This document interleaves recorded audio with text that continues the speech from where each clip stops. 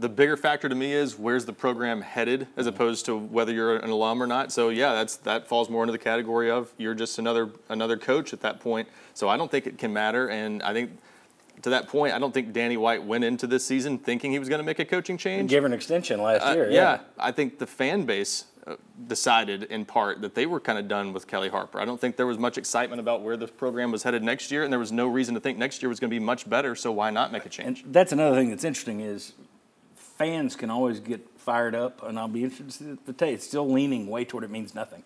But fans usually want an alum, traditionally. Maybe we've learned our lesson here. But traditionally, fans want an alum.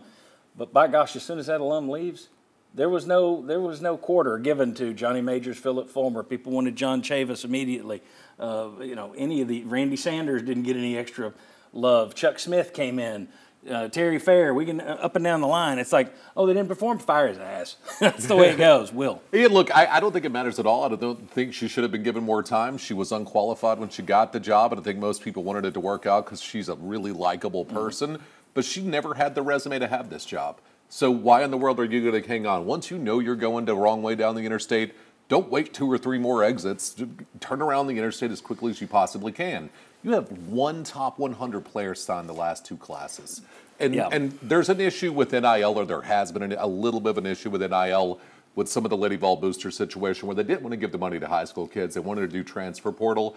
That's supposedly changing, which I think is going to help a lot, give it a better infrastructure. But Kelly should have never had the job. And she got fired at NC State. So why in the world would you hang on to her just because she was a really great player here? Yeah, I'm with you guys. I mean, my take is I wouldn't have hired somebody just because of their alumni status to begin with.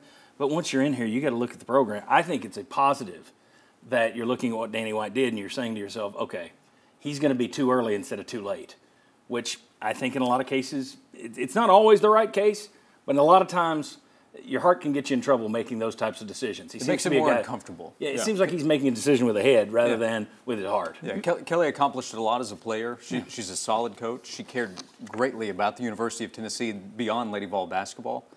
But once Danny White made the decision he did, he had to make that move. Well, and I would say it's merit-based, right? She didn't have the merits she didn't get the job done at the end of the day. That's where it is. And it also tells me Danny White's not willing to let this Lady Vol program become Louisiana Tech basketball, become Texas basketball, which were great when I was a kid. Old Dominion. Nobody cares now. Yes, Old Dominion. That's where I was going to go with give him credit for making the bold move and deciding, you know what, there's probably money to be made here and getting some fans back on board, and B, we need to fix this. Or at least money not to be lost. Right. Well, especially right now, though. We've never seen TV eyeballs ratings on women's basketball like this before.